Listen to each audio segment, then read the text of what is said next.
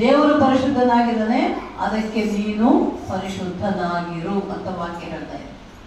ಹಾಗೆ ನೀವು ತಂದೆ ತಾಯಿಗಳು, ಲೋಕದ ರೀತಿಯ ತಂದೆ ತಾಯಿಗಳು ಪರಿಶುದ್ಧರಾಗಿದ್ದರೆ ನೀವು ಹೆತ್ತ ಮಕ್ಕಳು, ನಿಮ್ಮ ಮೊಮ್ಮಕ್ಕಳು, ಅವರು ಕೂಡ ಪರಿಶುದ್ಧರಾಗಿರ್ತಾರೆ. ಹಲ್ಲೆಲೂಯಾ. ತಾಯಿಯಂತೆ ಮಗಳು, ನೂಲಿನಂತೆ ಸೀರೆ ಅಂತ ಒಂದು ಗಾದೆ ಮಾತು ಲೋಕದ ರೀತಿಯಲ್ಲಿ. ಅಂದ್ರೆ ತಾಯಿ ಹೇಗಿರ್ತಾಳೋ ಮಗಳು ಹಾಗೆ ಇರ್ತಾಳಂತೆ. ಕೆಲವರು ರೂಪದಲ್ಲಿ ಹಾಗೆ ಇರ್ತಾರೆ, ಒಳ್ಳೆ ಜಿರಾಕ್ಸ್ ಕಾಪಿ ಇದ್ದಂಗೆ, ಅಮ್ಮನಂಗೆ ಮಗಳು, ಅಪ್ಪನಂಗೆ ಮಗ. ಆಮೇಲೆ ಅವರ ಸ್ವಭಾವ ಕೂಡ ಹಂಗೆ ಬರ್ತದೆ. ಅಮ್ಮ ಏನ್ ಮಾಡಿದ್ರೆ ಮಗಳು ಅದೇ ಮಾಡ್ತಾರೆ. ಅಮ್ಮ ಏನ್ ಮಾತಾಡ್ತಾರೆ, ಹೆಂಗ್ ಮಾತಾಡ್ತಾರೋ ಮಗಳು ಹಂಗೆ ಮಾತಾಡ್ತಾರೆ, ಅದನ್ನೇ ಮಾಡ್ತಾರೆ. ಮಗಳು ಏನ್ ಮಾಡಿದ್ರೆ, ತಾಯಿ ಏನ್ ಮಾಡಿದ್ರೆ ಮಗಳು ಅದನ್ನೇ ಮಾಡ್ತಾ ಇರ್ತಾಳೆ. ಹಾಗೆ ಮತ್ತೆ ಇದೇ ಬುದ್ಧಿ ದೇವ್ರ ಮಕ್ಕಳ ನಮಗಿರ್ಬೇಕಲ್ಲ. ನಮ್ಮ ತಂದೆ ಹೇಗಿದ್ದಾನೋ ನಾವು ಹಾಗೆ ಇರ್ಬೇಕು ತಾನೆ. ನಮ್ಮ ತಂದೆ ಹೇಗಿದ್ದಾನೆ, ಪರಿಶುದ್ಧನಾಗಿದ್ದಾನೆ. ಅದಕ್ಕೆ ಆತನೇ ಹೇಳ್ತಾ ಇದ್ದಾನೆ, ನಾನು ಪರಿಶುದ್ಧನಾಗಿರುವುದರಿಂದ ನನ್ನ ಮಕ್ಕಳಾದ ನೀವು ಕೂಡ ಪರಿಶುದ್ಧರಾಗಿರಿ. ಕೀರ್ತನೆ 29 2ನೇ ವಾಕ್ಯ ಓದಮ್ಮ. ಕೀರ್ತನೆ 29 2ನೇ ವಾಕ್ಯ. ನೀನು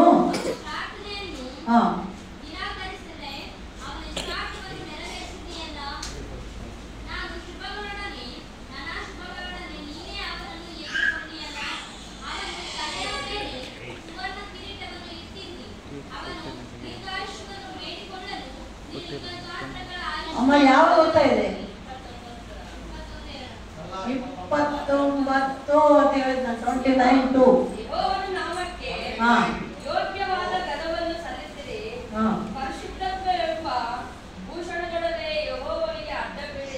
ಆಮೆನ್.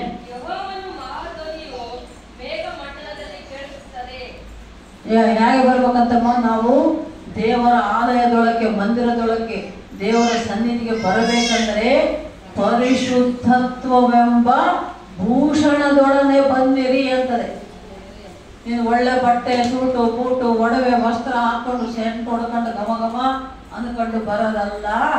ಪರಿಶುದ್ಧನಾಗಿ ಬಾ ನೀನು ದೇವರ ಸನ್ನಿಧಿಗೆ ಅಂತ ದೇವರ ವಾಕ್ಯ ಹೇಳ್ತಾ ಇದೆ. ನಿನ್ನ ನಡೆಯಿಂದ, ನುಡಿಯಿಂದ, ಹೃದಯದಿಂದ, ಆಲೋಚನೆಯಿಂದ, ಮಾತಿನಿಂದ, ನಿನ್ನ ಕ್ರಿಯೆಗಳಿಂದ ಎಲ್ಲದರಲ್ಲೂ ಪರಿಶುದ್ಧರಾಗಿರ್ಬೇಕು. ಅರ್ಥ ಆಯ್ತಮ್ಮ ಮಕ್ಕಳೇ? ಇದು ಪರಿಶುದ್ಧತೆಯ ಜೀವಿತ. ಯಾಕೆಂದ್ರೆ ನಮ್ಮ ತಂದೆ ಪರಿಶುದ್ಧನು, ನಮ್ಮ ದೇವರು ಪರಿಶುದ್ಧನು, ಅದಕ್ಕೆ ನಾವು ಪರಿಶುದ್ಧರಾಗಿರಬೇಕು. ಈ ಲೋಕದ ರೀತಿಯಲ್ಲಿ ನೋಡಿದಾಗ ಹೆತ್ತ ತಂದೆ ತಾಯಿಗಳು ಪರಿಶುದ್ಧರಾಗಿದ್ದರೆ ಅವರ ಮಕ್ಕಳು ಕೂಡ ಪರಿಶುದ್ಧರಾಗಿರುತ್ತಾರೆ. ಹಲ್ಲೆಲೂಯಾ. ಈಗ ಅಪ್ಪ ಅಮ್ಮ ಮೊಣಕಾಲೂರಿ ಪ್ರಾರ್ಥನೆ ಮಾಡಿದ್ರೆ ಚಿಕ್ಕ ಮಕ್ಕಳು ಕೂಡ ಮೊಣಕಾಲೂರಿ ಪ್ರಾರ್ಥನೆ ಮಾಡ್ತಾರೆ. ಈಗ ನಾನು 8 ದಿನ ಆಯ್ತು, ಇವತ್ತು 9ನೇ ದಿನ ಸೋಲಾಪುರಕ್ಕೆ ಬಂದು ಸುತ್ತಮ್ಮ ಅವ್ರ ಮನೇಲಿ ಇದ್ದೀನಿ.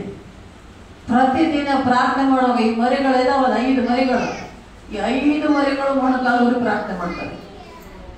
ಯಾಕೆ? ಅವ್ರ ಅಪ್ಪ ಅಮ್ಮ ಅವ್ವ ತಾತ ಪ್ರಾರ್ಥನೆ ಮಾಡ್ತಾ ಇದ್ದಾರೆ, ಆ ಮಕ್ಕಳು ಕೂಡ ಪ್ರಾರ್ಥನೆ ಮಾಡ್ತಾರೆ. ಇನ್ನೂ ಸರಿಯಾಗಿ ಮಾತು ಬರೋದಿಲ್ಲ. ಸ್ತೋತ್ರ ಸ್ತೋತ್ರ ಅದಾಯ್ತು ಕೂತೈತೆ ನೋಡೋದು ಪದ್ಮದ ಮಗಳು ಹನಿ ಸ್ತೋತ್ರ ಸ್ತೋತ್ರ ಸ್ತೋತ್ರ ಅಂತ ಕೈ ಮತ್ತೆ ತಲೆ ಮೇಲೆ ಕೈ ಇಟ್ಟು ಪ್ರಾರ್ಥನೆ ಮಾಡ್ತಾರೆ ಅಮ್ಮ. ದೊಡ್ಡವ್ರು ಮಾಡಿದಾಗ ನಾವು ಹೆಂಗ್ ಮಾಡ್ತೇವೋ ಹಂಗೆ ಆ ಮಕ್ಕಳು ಮಾಡ್ತಾರೆ. ಇದಮ್ಮ ಮಕ್ಕಳಿಗೆ ನಾವು ಕಲಿಸಬೇಕು, ಬೆಳೆಸಬೇಕು. ಯಾವ ರೀತಿ ಪರಿಶುದ್ಧರಾಗಿರೋದು. ಈಗ ಚಿಕ್ಕಂದಿ ವಾಕ್ಯದಲ್ಲಿ ಹೇಳ್ತಾರೆ, ಬೈಬಲಲ್ಲಿ ಬರ್ದಿಟ್ಟಿದೆ, ಚಿಕ್ಕಂದಿನಿಂದಲೇ ನಿನ್ನ ಮಕ್ಕಳನ್ನು ನೀನು ದೇವರ ವಾಕ್ಯದ ಭಯ ಭಕ್ತಿಯಲ್ಲಿ ಬೆಳೆಸಬೇಕು. ಇಲ್ಲ ಅಂದ್ರೆ ದೊಡ್ಡವರಾದ್ಮೇಲೆ ಹೇಳಕ್ ಹೋದ್ರೆ ಅವ್ರೇನು ಕೇಳಲ್ಲ, ಎದುರಾಗ್ಬಿಡ್ತಾರೆ, ಎದುರು ಮಾತಾಡ್ತಾರೆ, ಅಪ್ಪ ಅಮ್ಮನ ಮೇಲೆ ಬರ್ತಾರೆ ಮಕ್ಕಳು, ಹೊಡೆಯೋದಕ್ಕೆ, ಬೈಯೋದಕ್ಕೆ, ಜಗಳ ಆಡೋದಕ್ಕೆ.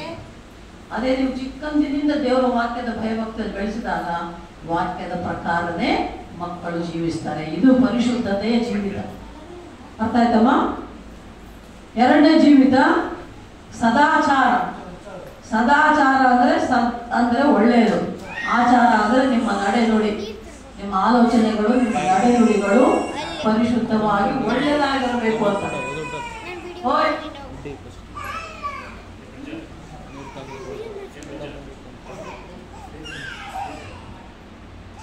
ಮಕ್ಕಳು ಗಲಾಟೆ ಮಾಡಬಾರ್ದು. ದೇವರ ವಾಕ್ಯ ಹೇಳ್ತಾ ಇದೆಯಲ್ಲ, ಸುಮ್ಮನೆ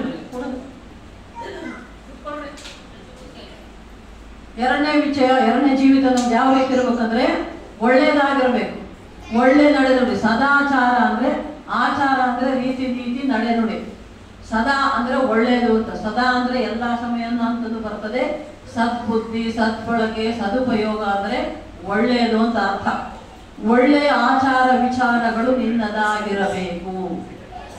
ನಿನ್ನ ಆಚಾರ ವಿಚಾರ ನಡೆ ನುಡಿ ನಡವಳಿಕೆ ಒಳ್ಳೆದಾಗಿರ್ಬೇಕಂದ್ರೆ ಇದೀಗ ನಮ್ಮ ಸಂಡೇ ಸ್ಕೂಲ್ ಮಕ್ಕಳು ಹೇಳಿದ್ರಲ್ಲಮ್ಮ, ದಶಾಜ್ಞೆಗಳನ್ನ ತಿಳ್ಕೊಂಡು ಕಲ್ಕೊಂಡು ಆ ದಶಾಜ್ಞೆಗಳ ಪ್ರಕಾರ ನಡ್ಕೋಬೇಕು. ವಿಮೋಚನ ಕಾಂಡ 20ನೇ ಅಧ್ಯಾಯ 1ರಿಂದ 17 ವಾಕ್ಯಗಳನ್ನು ಓದುವುದಾದರೆ ಅಲ್ಲಿ 10 ಆಜ್ಞೆಗಳನ್ನ ದೇವರು ಕೊಟ್ಟಿದ್ದಾನೆ. ಆ 10 ಆಜ್ಞೆಗಳಂತೆ ನಾವು ನಡ್ಕೋಬೇಕು. 10 ಆಜ್ಞೆಗಳು ಏನ್ ಹೇಳ್ತದೆ? ಇದೀಗ ಮಕ್ಕಳು ಹೇಳಿದ್ರಲ್ವಾ, ಒಂದು, ದೇವರು ನಾನೊಬ್ಬನೇ, ನಾನಲ್ಲದೆ ಬೇರೆ ದೇವರು ಇರಬಾರದು, ವಿಗ್ರಹಾರಾಧನೆ ಮಾಡಬಾರದು, ಸುಳ್ಳು ಸಾಕ್ಷಿ ಹೇಳಬಾರದು, ಸಭ್ಯತೆಯಿಂದ ಪುನರುತ್ಥಾನದಿಂದ ತಪ್ಪಿಸಬಾರದು, ನರಹತ್ಯೆ ಮಾಡಬಾರದು, ಸುಳ್ಳು ಹೇಳಬಾರದು, ತಂದೆ ತಾಯಿಯನ್ನು ಸನ್ಮಾನಿಸಬೇಕು, ಇನ್ನೊಬ್ಬರ ವಸ್ತುಗಳನ್ನ ಆಶಿಸಬಾರದು, ಇನ್ನೊಬ್ಬರದನ್ನ ನಾವು ಯಾವತ್ತೂ ಕೂಡ ನೋಡಬಾರದು, ತಗೊಳ್ಬಾರದು. 10 ಆಜ್ಞೆಗಳನ್ನು ದೇವರು ಕೊಟ್ಟ. ಈ 10 ಮಾತಿನಂತೆ ನಾವು ನಡ್ಕೋಬೇಕು. ಅರ್ಥ ಆಯ್ತಮ್ಮ? ಈ 10 ಆಜ್ಞೆಗಳಂತೆ ನೀನು ನಡ್ಕೊಂಡ್ರೆ ಆಗ ನಿನ್ನ ನಡೆನುಡಿ ಶುದ್ಧವಾಗಿರ್ತದೆ, ಒಳ್ಳೇದಾಗಿರ್ತದೆ. ನೀನು ಒಳ್ಳೇದನ್ನೇ ಮಾಡ್ತೇನೆ. ಈಗ ಕಳ್ತನ ಸುಳ್ತನ ಮಾಡಿದ್ರೆ ಅದು ದೇವರಿಗೆ ಇಷ್ಟ ಇಲ್ಲ, ಅದು ಆಜ್ಞೆಗಳಿಗೆ ವಿರೋಧ. ದೇವರ ಆಜ್ಞೆಗೆ, ದೇವರ ಮಾತಿಗೆ ನಾವು ವಿರೋಧವಾಗಿ ನಡ್ಕೊಂಡ್ರೆ ಅದೇನದು? ಪಾಪ ಅಲ್ವಾ? ಪಾಪ ಮಾಡಿದ್ರೆ ಎಲ್ಲಿಗೆ ಹೋಗ್ತಾರೆ? ಪಾತಾಳ ಲೋಕದಲ್ಲಿರುವ ನರಕಕ್ಕೆ ಹೋಗ್ತಾರೆ. ಅದೇ ನೀನು 10 ಆಜ್ಞೆಗಳು ದೇವರು ಹೇಳಿದ ಮಾತಿನಂತೆ ನಡ್ಕೊಂಡ್ರೆ, ಪರಿಶುದ್ಧನಾಗಿದ್ದರೆ ನೀನು ಪರಲೋಕಕ್ಕೆ ಹೋಗ್ತೀಯ. ಇದು ಸದಾಚಾರದ ಜೀವಿತ, ಒಳ್ಳೆಯ ನಡೆನುಡಿಯ ಜೀವಿತ. Hallelujah, hallelujah. 3ನೇ ಜೀವಿತ ನೋಡಿ. 3ನೇ ಜೀವಿತ ಏನ್ ಹೇಳ್ತದೆ ಅಂದ್ರೆ ನೈತಿಕತೆಯ ಜೀವಿತ, ಮಾರಲ್ ಲೈಫ್. ನೈತಿಕತೆ ಅಂದ್ರೇನು? ನಾವು ಏನು ಮಾಡಬೇಕು, ಏನು ಮಾಡಬಾರ್ದು, ಸರಿ ಯಾವುದು, ತಪ್ಪು ಯಾವುದು ಅಂತ ತಿಳ್ಕೊಂಡು ಜೀವಿಸೋದು. ಅದರಲ್ಲಿ ಬಹಳ ಮುಖ್ಯವಾದದ್ದಂದ್ರೆ ಮನುಷ್ಯರು ಕಳ್ಳತನ ಸುಳ್ಳುತನ ಅಲ್ಲ, ಅದಕ್ಕಿಂತ ಹೆಚ್ಚಾದ ದೊಡ್ಡ ಪಾಪ ಮಾಡ್ತಾರೆ. ಒಂದು ಸುಳ್ಳೆತನ. ನಾನು ಮುಲಾಜಿಂದ ಹೇಳ್ತೀನಿ ಏನಂದ್ರೆ, ಒಂದು ಗಂಡನಿಗೆ ಒಂದು ಹೆಂಡತಿ, ಒಂದು ಹೆಂಡತಿಗೆ ಒಂದೇ ಗಂಡ. ಆದ್ರೆ ಈ ಲೋಕದಲ್ಲಿ ಇಂದಿನ ಕಾಲಗಳು ಏನ್ ನೋಡ್ತಾ ಇದ್ದೇವೆ? ಹೆಂಡತಿ ಇದ್ರೂ ಕೂಡ ಗಂಡ ಇನ್ನೊಬ್ಬ ಹೆಣ್ಣನ್ನು ನೋಡ್ಕೊಂಡು ಹೋಗ್ತಾನೆ, ಗಂಡ ಇದ್ರೂ ಕೂಡ ಹೆಂಡತಿ ಆದವಳು ಇನ್ನೊಂದು ಗಂಡನ್ನ ನೋಡಿಕೊಂಡು ಜೊತೆ ಮಾಡ್ಕೊಂಡು ಹೋಗ್ತಾ ಇರ್ತಾರೆ. ಅದು ಲೋಕಕ್ಕೆ ಗೊತ್ತಿದ್ದು ತಪ್ಪು ಮಾಡ್ತಾರೆ, ಗೊತ್ತಿಲ್ಲದೆ ತಪ್ಪು ಮಾಡ್ತಾರೆ, ಮುಚ್ಚು ಮರೆಯಲ್ಲಿ ತಪ್ಪು ಮಾಡ್ತಾರೆ. ಹೇಗೆ ಮಾಡಿದರೂ ಕೂಡ ಅದು ದೇವರ ದೃಷ್ಟಿಯಲ್ಲಿ ಪಾಪ. ನನ್ನ ಗಂಡ, ನನ್ನ ಮನೆ, ನನ್ನ ಮಕ್ಕಳು ಅಂತ ನೀತಿಯಿಂದ, ನ್ಯಾಯದಿಂದ, ಒಳ್ಳೆ ರೀತಿಯಲ್ಲಿ ಜೀವನ ನಡೆಸಬೇಕು. ಅದು ಬಿಟ್ಟು ಕೆಟ್ಟ ರೀತಿಯಲ್ಲಿ ಹೋದರೆ ಆ ಕೆಟ್ಟದ್ದು ದೇವರಿಗೆ ಇಷ್ಟ ಇಲ್ಲ. ಅದಕ್ಕೆ ತಕ್ಕಂಥ ಶಿಕ್ಷೆಯನ್ನು ದೇವರು ಕೊಡುತ್ತಾನೆ. ಅದಕ್ಕೆ ಉದಾಹರಣೆಗೆ ಸುಮಾರು 20-25 ವರ್ಷ ಕೆಳಗೆ ಹೊಸ ರೋಗ ಬಂತು. ಏನ್ ರೋಗ? ಏಡ್ಸ್ ರೋಗ ಬಂತಲ್ಲಮ್ಮ. ಆ ಏಡ್ಸ್ ರೋಗ ಮುಖ್ಯ ಕಾರಣ ಈ ಗಂಡು ಹೆಣ್ಣಿನ ಸಂಪರ್ಕನೇ. ಈ ಅನೈತಿಕವಾಗಿ, ಅಕ್ರಮವಾಗಿ ಗಂಡು ಹೆಣ್ಣು ಸಂಪರ್ಕ ಮಾಡಿಕೊಂಡಾಗ ಬಂದಂತ ಒಂದು ಹೊಸ ರೋಗನೇ ಏಡ್ಸ್ ರೋಗ. ಏಡ್ಸ್ ರೋಗ ಬಂದ್ರೆ ಅದಕ್ಕೆ ಔಷಧಿನೇ ಇಲ್ಲ. ಏಡ್ಸ್ ರೋಗ ಬಂದಾಗ ಏನಾಗುತ್ತೆ? ದೇಹದಲ್ಲಿರುವ ರಕ್ತ ಕಣಗಳ ಸಂಖ್ಯೆ ಕಡಿಮೆ ಆಗ್ತದೆ. ಕಡಿಮೆಯಾಗಿ ನಿತ್ರಾಣಾಗಿ ಹೋಗ್ಬಿಡೋದಷ್ಟೇ. ಅವರು ಏನು ಮಾಡೋಕ್ಕಾಗಲ್ಲ. ವೈರಸ್ ಒಂದು ದೇಹದಲ್ಲಿ ಬಂದರೆ ಅದು ರೋಗ, ಅದಕ್ಕೆ ಚಿಕಿತ್ಸೆ ಇನ್ನೂ ಕಂಡುಹಿಡಿದಿಲ್ಲ. ರೋಗ ಬಂದವರು ಇರ್ತಾರೆ, ಬದುಕಿರ್ತಾರೆ. ಎಷ್ಟು ವರ್ಷ ಇರ್ತಾರೋ ಹೇಳಕ್ಕಾಗಲ್ಲ. ಕೆಲವರು ತಕ್ಷಣ ಸಾಯ್ತಾರೆ, ಕೆಲವರು ಸ್ವಲ್ಪ ವರ್ಷಗಳಿಂದ ಸಾಯ್ತಾರೆ. ನಾವು ನೋಡಿದಂಗೆ ಏಡ್ಸ್ ರೋಗ ಹೊಸದಾಗಿ ಬಂದಾಗ, ಏಡ್ಸ್ ರೋಗ ಬಂದವರು, ದೇವರನ್ನ ನಂಬಿದ ಮಕ್ಕಳು, ಪ್ರಾರ್ಥನೆ ಮಾಡಿಕೊಂಡಿದ್ದವರು ಈಗಲೂ ಕೂಡ ಆರಾಮಾಗಿ ಜೀವಂತವಾಗಿದ್ದಾರೆ. ದೇವರ ಆಯುಷ್ ಆರೋಗ್ಯ ಕೊಟ್ಟದ್ದು ನೋಡಿ. ಅವರಿಗೆ 20-25 ವರ್ಷ ಆಯಿತು ಏಡ್ಸ್ ರೋಗ ಬಂದು. ಈಗಲೂ ಕೂಡ ಅವಾಗ ರೋಗ ಬಂದವರು ಈಗಲೂ ಕೂಡ ಅವಾಗ ಸಾಯ್ತಾರೇನೋ ಅಂತ ಸಾಯುವ ಸ್ಥಿತಿಯಲ್ಲಿದ್ದವರು, ಮರಣದ ಹಾಸಿಗೆಯಲ್ಲಿದ್ದವರು. ನಾವು ಹೋಗಿ ಏಡ್ಸ್ ರೋಗಿ ಬಂದವರ ಮನೆಗೂ ಹೋಗಿದ್ದೇವಮ್ಮ ನಾವು. ಅವ್ರ ಜೊತೆ ಕೂತಿದ್ದೇವೆ, ಅವ್ರ ಜೊತೆ ಊಟ ಮಾಡಿದ್ದೇವೆ, ಅವ್ರಿಗೆ ದೇವರ ವಾಕ್ಯ ಹೇಳಿದ್ದೇವೆ, ಪ್ರಾರ್ಥನೆ ಮಾಡಿದ್ದೇವೆ, ನಂಬಿಕೆಯಿಂದ ನೀವು ಪ್ರಾರ್ಥನೆ ಮಾಡ್ಕೊಂಡಿರ್ರಿ, ದೇವರು ನಿಮಗೆ ಒಳ್ಳೇದು ಮಾಡ್ತಾನೆ ಅಂತ ಹೇಳಿ ಪ್ರಾರ್ಥಿಸಿದಾಗ ಯೇಸುವಿನ ನಂಬಿಕೊಂಡು ದೇವರ ಮಕ್ಕಳಾಗಿ ಈಗಲೂ ಕೂಡ ಅವರ ಮಕ್ಕಳು ಮೊಮ್ಮಕ್ಕಳ ಜೊತೆ ಸಂತೋಷವಾಗಿದ್ದಾರೆ. ಹಲ್ಲೆಲೂಯಾ. ಎಂಥ ರೋಗ ಬಂದರೂ ಕೂಡ ದೇವರು ನಂಬಿಕೊಂಡಿದ್ದಾಗ ವಾಸಿ ಮಾಡ್ತಾನೆ, ಆರೋಗ್ಯ ಬಲವನ್ನ ಕೊಡುವವನಾಗಿದ್ದ ನಮ್ಮ ದೇವರು. ಅದು ಯಾವಾಗ ನೀನು ನೀತಿವಂತನಾಗಿ ಜೀವಿಸಿದರೆ. ನೀತಿ ಬಿಟ್ಟರೆ ಕೆಟ್ಟೆ, ಮತ್ತೆ ಅಷ್ಟೇ. ದೇವರನ್ನ ಬಿಟ್ಟರೆ ನೀವು ಕೆಟ್ಟರೆ ಮತ್ತೆ ಎಲ್ಲಿಗೆ ಹೋಗ್ತೀರಿ? ದೇವರಿಗೆ ದೂರ ಆದರೆ ಸೈತಾನಿಗೆ ಹತ್ತಿರ ಆಗ್ತೀರಿ. ಅದು ದೇವರ ವಾಕ್ಯ ಏನು ಹೇಳ್ತಾ ಇದೆ? ದೇವರಿಗೆ ನಾವು ಹತ್ತಿರವಾಗಿರಬೇಕು, ದೇವರ ವಾಕ್ಯದ ಪ್ರಕಾರ ಜೀವಿಸಬೇಕು. ನಾವು ಬರೀ ವಾಕ್ಯ ಬಾಯಲ್ಲಿ ಹೇಳೋದು, ಕಿವಿಯಲ್ಲಿ ಕೇಳೋದು ಅಷ್ಟೇ ಅಲ್ಲ, ಆ ಮಾತಿನಂತೆ ನಾವು ಜೀವಿಸಬೇಕು. ನಮ್ಮ ಕ್ರಿಯೆಗಳಲ್ಲಿ ಕೂಡ ದೇವರ ವಾಕ್ಯ ಇರಬೇಕು, ಬರೀ ಮಾತಿನಲ್ಲಿ ಅಲ್ಲ, ಕ್ರಿಯೆಗಳಿಂದಲೂ ನಾವು ದೇವರಿಗೆ ಮಹಿಮಕರವಾಗಿ ಜೀವಿಸಬೇಕು. ಅದು ದೇವರು ಹೇಳುವಂಥ ನೈತಿಕತೆ ಜೀವಿತ. ಅಂದರೆ ನಾವು ರೋಮಾಪುರದವರು 6:23 ವಾಕ್ಯ ಹೇಳ್ತದಲ್ಲ, ಏನು ಹೇಳ್ತದೆ? ಪಾಪಕ್ಕೆ ಸಂಬಳ ಮರಣ, ನೆಕ್ಸ್ಟ್ ಏನು? ಕ್ರಿಸ್ತ ಯೇಸುವಿನಲ್ಲಿ ಸಿಗುವ ಉಚಿತಾರ್ಥ ವರವೇ ನಿತ್ಯ ಜೀವ. ಮತ್ತೆ ನೀನು ಪಾಪ ಮಾಡಿ ನರಕಕ್ಕೆ ಹೋಗ್ತೀಯಾ? ಪರಿಶುದ್ಧವಾಗಿ ಒಳ್ಳೆಯವನಾಗಿ ನೈತಿಕತೆ ಹೊಂದಿಕೊಂಡಿದ್ದು ಪರಲೋಕಕ್ಕೆ ಹೋಗ್ತೀಯಾ? ಪರಲೋಕ ರಾಜ್ಯದಲ್ಲಿ ದೇವರ ಬಳಿಯಲ್ಲಿ ನಾವು ದೇವರ ಹತ್ತಿರ, ದೇವರ ಪಾದ ಸನ್ನಿಧಿಯಲ್ಲಿ ಇರ್ಬೇಕಾ? ನರಕಕ್ಕೆ ಹೋಗಿ ಸುಡುವ ಬೆಂಕಿಯಲ್ಲಿ ಬಿಡಬೇಕಾ? ನಮ್ಮ ನಡೆ ನುಡಿನೇ ಅದನ್ನು ತಿಳಿಸೋದು. ನಿಮ್ಮ ಬಗ್ಗೆ ನೀವು ಹೇಳೋದಲ್ಲ, ನಮ್ಮ ಬಗ್ಗೆ ನಾವು ಹೇಳೋದಲ್ಲ, ಅಥವಾ ನಮ್ಮ ಬಗ್ಗೆ ನೀವು ಹೇಳೋದು, ನಿಮ್ಮ ಬಗ್ಗೆ ನಾವು ಹೇಳೋದಲ್ಲಮ್ಮ. ದೇವರೇ ನ್ಯಾಯ ತೀರ್ಪು ಕೊಡುವವನಾಗಿದ್ದಾನೆ. ಹಲ್ಲೆಲೂಯಾ. ಎರಡನೇ ಬರೋಣದಲ್ಲಿ ಯೇಸು ಸ್ವಾಮಿ ಬಂದು ನ್ಯಾಯ ತೀರ್ಪು ಮಾಡಿದಾಗ ನೀನು ಅಲ್ಲಿಯವರೆಗೆ, ಅಂದರೆ ಯೇಸು ಸ್ವಾಮಿಯ ಬರುವಂತವರೆಗೆ ಬದುಕಿದ್ದರೂ ಅಥವಾ ಸತ್ತಿದ್ದರೂ ಕೂಡ ನೀನು ಮಾಡಿದ ಕ್ರಿಯೆಗಳು, ನಿನ್ನ ಜೀವಿತ ಏನೇನು ತಪ್ಪು ಮಾಡಿದೆಯಾ, ಸರಿ ಮಾಡಿದೆಯಾ, ಎಲ್ಲವೂ ಕೂಡ ಬರೆದಿಡಲ್ಪಟ್ಟಿರ್ತದೆ. ಅದಕ್ಕೆ ತಕ್ಕ ಹಾಗೆ ಎರಡನೇ ಬರಣದಲ್ಲಿ ಮಧ್ಯಾಕಾಶದಲ್ಲಿ ಬಂದು ಯೇಸು ಸ್ವಾಮಿ ಶ್ವೇತ ಸಿಂಹಾಸನದ ಮೇಲೆ ಕುಳಿತು ನ್ಯಾಯ ತೀರ್ಪನ್ನು ನೀಡುವವನಾಗಿದ್ದಾನೆ. ಆ ನ್ಯಾಯ ತೀರ್ಪಿನ ಪ್ರಕಾರ ನೀವು ಪರಲೋಕಕ್ಕೆ ಹೋಗ್ತಿರೋ ಅಥವಾ ನರಕಕ್ಕೆ ಹೋಗ್ತಿರೋ ಅನ್ನೋದು ಅಲ್ಲಿ ಡಿಸೈಡ್ ಆಗ್ತದೆ. ನಾನು ಹೇಳೋದಲ್ಲ, ನೀವು ಹೇಳೋದಲ್ಲ, ಯಾರು ಹೇಳೋದಕ್ಕೆ ಸಾಧ್ಯವಿಲ್ಲ, ನಾವು ಯಾರು ಎಲ್ಲಿಗೆ ಹೋಗ್ತೀವಿ. ಆದರೆ ಮಕ್ಕಳೇ, ವಾಕ್ಯದ ಪ್ರಕಾರ ಯಾರು ಜೀವಿಸ್ತಾರೋ, ಯಾರು ದೇವರಂತೆ ಪರಿಶುದ್ಧರಾಗಿರ್ತಾರೋ ಅವರು ಮಾತ್ರ ಪರಲೋಕಕ್ಕೆ ಹೋಗುವುದಕ್ಕೆ ಸಾಧ್ಯ. ಹಲ್ಲೆಲೂಯಾ. ನಾನಾಗಲಿ, ಅಪ್ಪಾಜಿ ಆಗಲಿ, ನಮ್ಮ ಮನೆಯ ನಮ್ಮ ಮಕ್ಕಳು ಮೊಮ್ಮಕ್ಕಳು ನಾವೆಲ್ಲರೂ ಗ್ಯಾರಂಟಿ ಪರಲೋಕಕ್ಕೆ ಹೋಗ್ತೀವಿ ಅನ್ನೋ ನಂಬಿಕೆ ನಮಗಿದೆ, ನಿರೀಕ್ಷೆ ನಮಗಿದೆ. ಯಾಕೆಂದರೆ ನಾವೇನು ಹೇಳ್ತೀವೋ ಅದನ್ನೇ ಮಾಡ್ತೀವಿ, ಏನು ಮಾಡ್ತೀವಿ ಅದು ದೇವರ ವಾಕ್ಯದ ಪ್ರಕಾರವೇ ಮಾಡ್ತೇವೆ, ಇರ್ತೇವೆ. ಮಕ್ಕಳೇ, ಗೊತ್ತಾಯ್ತಮ್ಮ? ಇದು 3 ಥರದ ಜೀವಿತ ನಮ್ಮದಾಗಿರಬೇಕು. ಒಂದು ಪರಿಶುದ್ಧರಾಗಿರಬೇಕು, ಒಂದು ಒಳ್ಳೆ ನಡೆನುಡಿ ಹೊಂದಿರಬೇಕು, 3ನೇದು ನೈತಿಕತೆಯ ಜೀವನವನ್ನು ನಾವು ನಡೆಸಬೇಕು. ನಾವು ಹೇಗಿದ್ದೀವಿ, ಏನಾಗಿದ್ದೀವಿ, ನಮ್ಮನ್ನು ನಾವೇ ಪರೀಕ್ಷೆ ಮಾಡ್ಕೊಳ್ಬೇಕು. ಒಬ್ಬರು ಹೇಳೋದಲ್ಲ, ನಮ್ಮ ಬಗ್ಗೆ ನಮಗೆ ಮನಸ್ಸಾಕ್ಷಿದೇ ಅಲ್ಲ. ನಾನು ಇವತ್ತೆಲ್ಲ ಏನು ಮಾಡಿದೆ, ರಾತ್ರಿ ಮಲಗುವ ಮುಂಚೆ ಹಾಸಿಗೆಯಲ್ಲಿ ಕುಳಿತು ಪ್ರಾರ್ಥನೆ ಮಾಡ್ಕೋಬೇಕು. ನಾವು ದಿನ ಎಲ್ಲ ಏನು ಮಾಡಿದ್ದೇನೆ, ಏನಾದರೂ ತಿಳಿಯದೆಯೋ ತಪ್ಪು ಮಾಡಿದರೆ ನನ್ನ ತಪ್ಪನ್ನು ಕ್ಷಮಿಸು ಸ್ವಾಮಿ ಅಂತ ದೇವರಲ್ಲಿ ಕ್ಷಮಾಪಣೆ ಕೇಳಿ ಪ್ರಾರ್ಥನೆ ಮಾಡಿ ಮಲ್ಕೋಬೇಕು. ಯಾಕಂದರೆ ಮನುಷ್ಯರೇ ನಾವು. ಏನು ಮಾತಾಡಿದೆವು, ನಾವು ಮಾಡಿದ ಮಾತು ಯಾರಿಗಾದ್ರೂ ಬೇಜಾರಾಯ್ತಾ ಏನೋ, ನನ್ನಿಂದ ಯಾರಿಗಾದರೂ ಬೇಜಾರಾಗಿದ್ದಾರೆ, ನನ್ನಿಂದ ಯಾರಿಗಾದರೂ ನೋವಾಗಿದ್ದಾರೆ, ಅಪ್ಪ ತಂದೆ ನನ್ನ ಕ್ಷಮಿಸಪ್ಪ ಅಂತ ದೇವರನ್ನು ನಾವು ಕೇಳಿಕೊಳ್ಬೇಕು ಮಕ್ಕಳು. ಆಗ ನೀನು ಒಳ್ಳೆಯ ದೇವರ ಮಗನು, ಒಳ್ಳೆಯ ದೇವರ ಮಗಳು. ಹಲ್ಲೆಲೂಯಾ. ಆ ರೀತಿಯಲ್ಲಿ ದೇವರು ಹೇಳಿದಂತೆ ನಾವು ಇದೆಲ್ಲ ನಾನು ಹೇಳಿದ್ದು ನಾನಾಗಿ ಹೇಳಿಲ್ಲ, ಎಲ್ಲ ದೇವರ ಮಾತು ಸತ್ಯವೇದ. ಅದಕ್ಕೆ ಇದರಂತೆ ನಾವಿದ್ದಾಗ ನಾವು ಏನಾಗಿರ್ತೀವಂತೆ, ಇನ್ನೊಬ್ಬರಿಗೆ ಇತರರಿಗೆ ಮಾದರಿಗಳಾಗಿರ್ತೇವೆ. ಅಂದರೆ ನಮ್ಮನ್ನು ನೋಡಿ, ಮೊನ್ನೆ ನೋಡಿ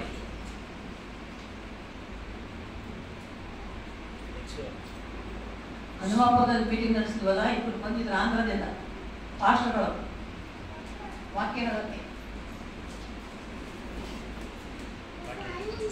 ನನ್ನ ಅಪ್ಪಾಜಿನ ನೋಡಿ ಭಾರಿ ಆಶ್ಚರ್ಯ, ಭಾರಿ ಸಂತೋಷ ಆಗ್ಬಿಟ್ಟಿತ್ತು ಅವ್ರಿಗೆ. ಅವ್ರಿಂದ ಒಬ್ಬರಿಗೆ 27 ವರ್ಷ, ಒಬ್ಬರಿಗೆ 30 ವರ್ಷ, ಯೌವನಸ್ಥರಿಂದ ಸೇವಕರು. ನಮ್ಮನ್ನು ನೋಡಿ ಅವ್ರಿಗೆ ಆಶೆ ಈ ವಯಸ್ಸಲ್ಲಿ ಇಷ್ಟೊಂದು ಈ ಬರೀ ತಿರುಗಿ ಸೇವೆ ಮಾಡ್ತಿದಾರಲ್ಲ ಇವರು ಅಂತ. ನಿಮ್ಮನ್ನು ನೋಡಿ ನಾವು ಭಾಳ ಕಲಿಬೇಕಯ್ಯ ಅಂತ ಕೇಳಿದ್ರು ಅಮ್ಮ. ನಿಮ್ಮನ್ನು ನೋಡಿ ನಾವು ಭಾಳ ಕಲಿಬೇಕು. ಈ ವಯಸ್ಸಲ್ಲಿ ನೀವು ಇಷ್ಟೆಲ್ಲ ತಿರುಗಿ ಸೇವೆ ಮಾಡ್ತಾ ಇದ್ದೀರಿ. ನಾವು ಬರೀ ನಮ್ಮೂರಾಗೆ ಇದ್ದೀವಿ. ಅವ್ರು ಆಂಧ್ರ, ಅವ್ರ ಊರು, ಅವ್ರ ಹಳ್ಳಿ ಬಿಟ್ಟು ಎಲ್ಲಿ ಹೋಗಿಲ್ಲಂತವ್ರು. ಇಷ್ಟು ದೂರ ಬಂದಿದ್ದು ಕರ್ನಾಟಕಕ್ಕೆ ಬಂದಿದ್ದು ಫಸ್ಟ್ ಟೈಮ್ ಅಂತೆ. ಫಸ್ಟ್ ಟೈಮ್ ನಾವು ಇಷ್ಟು ದೂರ ಬಂದೀವಮ್ಮ. ನಾವು ನಮ್ಮೂರು ನಮ್ಮ ಸೇವೆ ಬಿಟ್ಟು ನಾವು ಎಲ್ಲಿ ಹೋಗಿಲ್ಲ. ನಾವು ಕೂಡ ನಿಮ್ಮಂಗೆ ಸೇವೆ ಮಾಡ್ಬೇಕಮ್ಮ. ನಾವು ಕೂಡ ನಿಮ್ಮಂಗೆ ತಿರುಗಬೇಕು. ಒಂದು ವಿಷಯ. ಇನ್ನೊಂದು ವಿಷಯ, ಏನಮ್ಮ ನೀವು ಇಷ್ಟು ದೊಡ್ಡವರಾಗಿರಿ, ಇಷ್ಟೆಲ್ಲ ಓದ್ಕೊಂಡು ಇಷ್ಟೆಲ್ಲ ಸೇವೆ ಮಾಡ್ಕೊಂಡಿದ್ರು ಕೂಡ ನಿಮ್ಮನ್ನು ನೀವು ಎಷ್ಟು ತಗ್ಗಿಸ್ಕೊಂಡಿರಲ್ಲಮ್ಮ. ಈ ಹಳ್ಳಿ ಜನರು ಬಂದು ಇಂಥ ಜನರ ಮಧ್ಯದಲ್ಲಿ ನೀವು ಎಷ್ಟು ಅವರನ್ನ ಪ್ರೀತಿ ಮಾಡ್ತಾ ಇದ್ರೆ, ನೀವು ಮಾಡೋ ಪ್ರೀತಿ, ನೀವು ಆ ಮಾತು ನೋಡಿ ನಮಗೆ ಬಹಳ ಸಂತೋಷ ಆಯ್ತು. ನಾನಾಗ್ಲಿ ಅಯ್ಯ ಆಗ್ಲಿ ಸೇವಕರು ಅಂದ್ರೆ ಅವ್ರು ಯಾವ ವಯಸ್ಸು ದೊಡ್ಡವರ ಸಣ್ಣವರ ನಾವು ಲೆಕ್ಕ ಕೆಡಲ್ಲ. ವಯಸ್ಸು ದೊಡ್ಡದ, ಸೇವೆ ದೊಡ್ಡದ, ಚರ್ಚೆ ದೊಡ್ಡದ, ವಿಶ್ವಾಸಿಗಳು 100 ಜನ 1000 ಜನ ಇದಾರ ಅಂತ ನಾವು ಬೆಲೆ ಕೊಡಲ್ಲ, ಗೌರವ ಕೊಡಲ್ಲ. ಸೇವಕರು ಅಂದ್ರೆ ಸೇವಕರು ಅಷ್ಟೇ. ಅಯ್ಯ ಅಯ್ಯವ್ರೆ ಅಂತ ನಾವು ಮಾತಾಡಿದ್ರೆ ಅವರಿಗೆ ಆಶ್ಚರ್ಯ. ನಮ್ಮನ್ನು ನೀವು ಅಯ್ಯ ಅಂತಿರಲ್ಲ, ನಾವು ಸಣ್ಣ ಹುಡುಗರು ಮುಂದೆ ಆ ಪಾಸ್ಟ್ಗಳು. ಬಟ್ ನಮ್ಮದು ಅಭ್ಯಾಸ ಆಗ್ಬಿಟ್ಟದ ನಮಗೆ. ಹಂಗೆ ಸೇವಕರು ಅಂದ್ರೆ ಅಯ್ಯ ಅಂತ. ನಾನಂತ ಯಾರೇ ಆದರೂ ಅಯ್ಯ ಅಂತಾನೆ ಮಾತಾಡೋದು ಸೇವಕರು, ಗೌರವ ಕೊಟ್ಟು. ನೀವು ಇಷ್ಟು ದೊಡ್ಡವರು ನಮ್ಮನ್ನು ಅಯ್ಯ ಅಂತಾರಲ್ಲ, ಅನ್ಬಾರ್ದು. ನಾವು ಚಿಕ್ಕವರು, ನಾವು ಹುಡುಗರು, ಸಣ್ಣ ಹುಡುಗರು ನಿಮ್ಮ ಮುಂದೆ. ಅದು ಬಹಳ ಸಂತೋಷ ಆಗ್ಬಿಡ್ತದೆ. ನಾವು ತಗ್ಗಿಸಿಕೊಂಡಿರೋದು, ನಾವು ಸೇವೆ ಮಾಡ್ತಿರೋದು, ನಾವು ಜನರನ್ನ, ಬಡವ ಜನರು, ಹಳ್ಳಿ ಜನರನ್ನ ಪ್ರೀತಿ ಮಾಡೋದು, ಅವ್ರನ್ನ ಮಾತಾಡ್ಸೋದು, ಅವ್ರ ಹತ್ರ ಹೋಗೋದು, ಅವ್ರ ಮನೆಗಳಿಗೆ ಹೋಗಿದ್ದು ಎಲ್ಲ ನೋಡಿ ಅವ್ರಿಗೆ ಆಶ್ಚರ್ಯ ಆಗ್ಬಿಟ್ಟದು. ಹನುಮಾಪುರದಲ್ಲಿದ್ದಾಗೂ ಹೇಳಿದರು, ಸೋಮಲಾಪುರಕ್ಕೆ ಬಂದಾಗೂ ಹೇಳಿದರು, ಊರಿಗೆ ಹೋಗಿ ಫೋನ್ ಮಾಡಿದ್ರು ಮತ್ತಿದೇ ಮಾತಾಡ್ತಿದ್ರು ಅವರು. ಪಾಪ ಇಬ್ಬರು ಪಾಸ್ಟರ್ಗಳು. ನಾವು ಭಾಳ ಸಂತೋಷ ಆಯ್ತಮ್ಮ ನಿಮ್ಮ ಹತ್ರ ಬಂದು, ನಿಮ್ಮನ್ನು ನೋಡಿ, ನಿಮ್ಮ ಮಾತುಗಳು ಕೇಳಿ, ನಿಮ್ಮ ವಾಕ್ಯ ಕೇಳಿ ನಾವು ಭಾಳ ಸಂತೋಷ ಆಯ್ತು. ಅದರ ಅರ್ಥ ಏನೀಗ, ನಾನು ಅಪ್ಪಾಜಿ ಈಗ ಅವರಿಗೆ ಮಾದರಿಗಳಾಗಿದ್ದೇವೆ. ಅಲ್ಲೆಲ್ಲೂಯಾ. ಈಗ ನಮ್ಮಂಗೆ ಅವ್ರು ಆಗ್ಬೇಕು ಅಂದ್ಕೊಂಡಾರೆ ಅಂದ್ರೆ ಅವ್ರಿಗೆ ನಾವು ಮಾದರಿ. ಇಂಥ ಜೀವಿತ ನಿಮ್ಮದು ಆಗ್ಬೇಕಮ್ಮ. ಪ್ರತಿಯೊಬ್ಬರ ಜೀವಿತ ನಮ್ಮನ್ನು ನೋಡಿ ಇನ್ನೊಬ್ಬರು ಕಲಿಬೇಕು, ನಮ್ಮನ್ನು ಇಷ್ಟಪಡಬೇಕು, ನಮ್ಮಲ್ಲಿರೋ ಗುಣವನ್ನು ಅವ್ರು ಇಷ್ಟಪಟ್ಟು ಹಂಗೆ ಆಗಬೇಕು ಅಂತ ಅನ್ಕೋಬೇಕು. ನಾನು ಕಾಲೇಜ್ ಲೆಕ್ಚರರ್ ಆಗಿದ್ದೆಲ್ಲ, ಎಷ್ಟೋ ಜನ ಹುಡುಗರು ವರ್ಷ ಕೊನೆಯಲ್ಲಿ ಒಂದಿನ ಎಲ್ಲರನ್ನ ಕೇಳ್ತೀನಿ ನಾನು. ನಂದೊಂದು ಅಭ್ಯಾಸ, ಲಾಸ್ಟ್ ಕ್ಲಾಸ್ ಇನ್ನೇನು ರಜೆ ಬಿಡ್ತಾರೆ, ಪರೀಕ್ಷೆ ಬರ್ತದೆ ಅಂತ ಲಾಸ್ಟ್ ಕ್ಲಾಸಲ್ಲಿ ಎಲ್ಲ ಒಬ್ಬೊಬ್ಬರು ನೆನೆಸಿ ನೀವೇನಾಗ್ತೀರಿ ಮುಂದೆ ಫ್ಯೂಚರ್ ಏನು ಮಾಡ್ಬೇಕು ಅನ್ಕೊಂಡಿರಿ, ಏನು ಓದ್ಬೇಕು ಅನ್ಕೊಂಡಿರಿ ಅಂತ ಕೇಳ್ತಾ ಇದ್ದೆ. ಕೇಳಿದಾಗ ಬಹಳ ಜನ ಮೇಡಮ್ ನಿಮ್ಮಂಗೆ ನಾವು ಟೀಚರ್ ಆಗ್ಬೇಕು, ಲೆಕ್ಚರರ್ ಆಗ್ಬೇಕು ಅಂತ. ಎಷ್ಟೋ ಮಕ್ಕಳು ನಮ್ಮ ಸ್ಟೂಡೆಂಟ್ಸು ಟೀಚರ್ಗಳಾಗಿದ್ದಾರೆ, ಲೆಕ್ಚರರ್ಗಳಾಗಿದ್ದಾರೆ. ಈಗಲೂ ಕೂಡ ನನ್ನ ಜೊತೆ ಫೋನಲ್ಲಿ ಮಾತಾಡ್ತಾರೆ. ಎಷ್ಟು ಹೆಮ್ಮೆ, ನಮಗೆ ಸಂತೋಷ. ಅಂದರೆ ಅವರಿಗೆ ನಾವು ಮಾದರಿಯಾಗಿದ್ದೇವೆ ಅಲ್ವಾ. ನಮ್ಮಂಗೆ ಆಗಬೇಕು ಅಂತ ಅವ್ರು ಅಂದ್ಕೊಂಡ್ರೆ ಅದು ನಮ್ಮಲ್ಲಿರೋ ಗುಣ ಅವ್ರಿಗೆ ಇಷ್ಟ ಆಗಿದೆ ಅಂತ ಅರ್ಥ ಅಲ್ವಾ. ನಾವು ಅವ್ರಿಗೆ ಇಷ್ಟ ಆದರೆ ನಮ್ಮಂಗೆ ಆಗಬೇಕು ಅನ್ಕೊಳ್ತಾರೆ. ಇಲ್ಲಾಂದ್ರೆ ಯಾಕೆ ಅನ್ಕೊಳ್ತಾರೆ. ಕೆಲವರು ಬೈಯೋರು ಹೊಡೆಯೋರು ಇರ್ತಾರೆ, ಟೀಚರ್ಗಳು, ಸಾರ್ಗಳು, ಮೇಡಮ್ಗಳು. ಅವ್ರ ಅರ್ಥಗಳು ಹುಡುಗರು ಮಾತಾಡೋದೇ ಸರಿ. ಕಾಲೇಜಲ್ಲಿ ಸೈನ್ಸು, ಆರ್ಟ್ಸು, ಕಾಮರ್ಸ್ ಅಂತ 3 ವಿಭಾಗ ಇರ್ತದೆ, 3 ಡಿವಿಷನ್. ನಾನು ಆರ್ಟ್ಸ್ ಅಲ್ಲಿ ಲೆಕ್ಚರರ್, ಸಮಾಜಶಾಸ್ತ್ರದಲ್ಲಿ, ಸೋಷಿಯಾಲಜಿಯಲ್ಲಿ. ನಾನು ಆರ್ಟ್ಸ್ ಲೆಕ್ಚರರ್ ಆಗಿದ್ರೂ ಕೂಡ ಸೈನ್ಸ್, ಕಾಮರ್ಸ್ ಮಕ್ಕಳು ಕೂಡ ನಾನು ಬಂದರೆ ಹೋದರೆ ನಮಸ್ತೆ ಮೇಡಮ್ ಅನ್ನೋರು, good morning madam, good morning madam ಎಲ್ಲರೂ. ಅದೇ ಎಲ್ಲರಿಗೆ ಅಂತಿರಲಿಲ್ಲ ಹುಡುಗರು. ನಾನು ಅಬ್ಸರ್ವ್ ಮಾಡ್ತಾ ಇದ್ದೆ. ಕೆಲವು ಹುಡುಗರು ಇರ್ತಾರೆ, ಅವ್ರ ಕ್ಲಾಸಿಗೆ ಯಾರು ಒಂದು ಪಾಠ ಮಾಡ್ತಾರೋ ಅವ್ರಿಗೆ ಮಾತ್ರ ಏನಮ್ಮ ಅಂಗವಾಗಿರ್ತದಲ್ಲಮ್ಮ ಮಹಿಮ ಗೊತ್ತಿರ್ತದೆ, ಅವ್ರಿಗೆ ಮಾತ್ರ ನಮಸ್ಕಾರ ಹೇಳ್ತಾರೆ, ಬೇರೆಯವ್ರಿಗೆ ಹೇಳಂಗಿಲ್ಲ. ಸೈನ್ಸ್ ಲೆಕ್ಚರರ್ಸ್ಗೆ ಆರ್ಟ್ಸ್ ಅವ್ರು ಹೇಳಂಗಿಲ್ಲ, ಆರ್ಟ್ಸ್ ಲೆಕ್ಚರರ್ಸ್ ಸೈನ್ಸ್ ಅವ್ರು ಹೇಳಂಗಿಲ್ಲ. ಆದರೆ ದೇವರ ಕೃಪೆ ನನ್ನ ಮಾತ್ರ ಎಲ್ಲ ಮಕ್ಕಳು, ಕಾಲೇಜಲ್ಲಿರೋ ಎಲ್ಲ ಮಕ್ಕಳು ಇಷ್ಟಪಡೋರು, ಪಕ್ಕದ ಡಿಗ್ರಿ ಕಾಲೇಜಲ್ಲಿರೋ ಮಕ್ಕಳು ಇಷ್ಟಪಡೋರು, ಹೈಸ್ಕೂಲ್ ಮಕ್ಕಳು ಇಷ್ಟಪಡೋರು, ಹೈಸ್ಕೂಲ್ ಟೀಚರ್ಗಳು, ಡಿಗ್ರಿ ಕಾಲೇಜ್ ಲೆಕ್ಚರ್ಗಳು, ನಮ್ಮ ಪ್ರತಿಯೊಬ್ಬರು ಇಷ್ಟಪಡ್ತಾರೆ. ಯಾರ ಹತ್ರನೂ ನಾನು ಒಂದು ದಿನ ಕೂಡ ಜಗಳ, ತಂಟೆ, ತಕರಾರು, ವಿರೋಧ ಮಾಡಿಕೊಂಡೇ ಇಲ್ಲ. ರಿಟೈರ್ಡ್ ಆದಮೇಲೆ 1 ವರ್ಷ 2 ವರ್ಷ ಬಿಟ್ಟು ಕಾಲೇಜ್ ಹತ್ರ ಹೋದರೆ ಅಲ್ಲಿ ಏನಂತಿದ್ದಾರೆ, ರಿಟೈರ್ಡ್ ಆಗಿನಿ ಅಂತಾನೆ ಅಂದ್ಕೊಂಡಿದ್ದೆ, ಗೊತ್ತೇ ಆಗಿಲ್ಲ ಅವ್ರಿಗೆ. ಏನು ಮೇಡಮ್ ಬೇರೆ ಊರಿಗೆ ಟ್ರಾನ್ಸ್ಫರ್ ಆಗಿ ಹೋಗಿಲ್ಲ ನೀವು ಅಂತ. ರಿಟೈರ್ಡ್ ಆಗಿ ಮನೆಗೆ ಬಂದಿದ್ದು ನಾನು, ಟ್ರಾನ್ಸ್ಫರ್ ಆಗಿ ಹೋಯ್ತೇನೆ ಮೇಡಮ್, ನೀವು ಕಾಣಲೇ ಇಲ್ಲಲ್ಲ. ಅಯ್ಯೋ ಇಲ್ಲಪ್ಪ ಮಾರಾಯ, ನಾನು ರಿಟೈರ್ಡ್ ಆಗಿದ್ದೀನಿ. ಆದರೂ ಅಷ್ಟೇ ಇಷ್ಟಪಟ್ಟು ಗೌರವಿಸಿ ಮಾತಾಡ್ತಾರಮ್ಮ. ಆ ಪ್ರೀತಿ ನಮ್ಮಲ್ಲಿರಬೇಕು. ಜನರನ್ನು ನಾವು ಜನರು ನಮ್ಮನ್ನು ಇಷ್ಟಪಡಬೇಕಂದ್ರೆ ನಾವು ಅವ್ರನ್ನ ಇಷ್ಟಪಡಬೇಕು.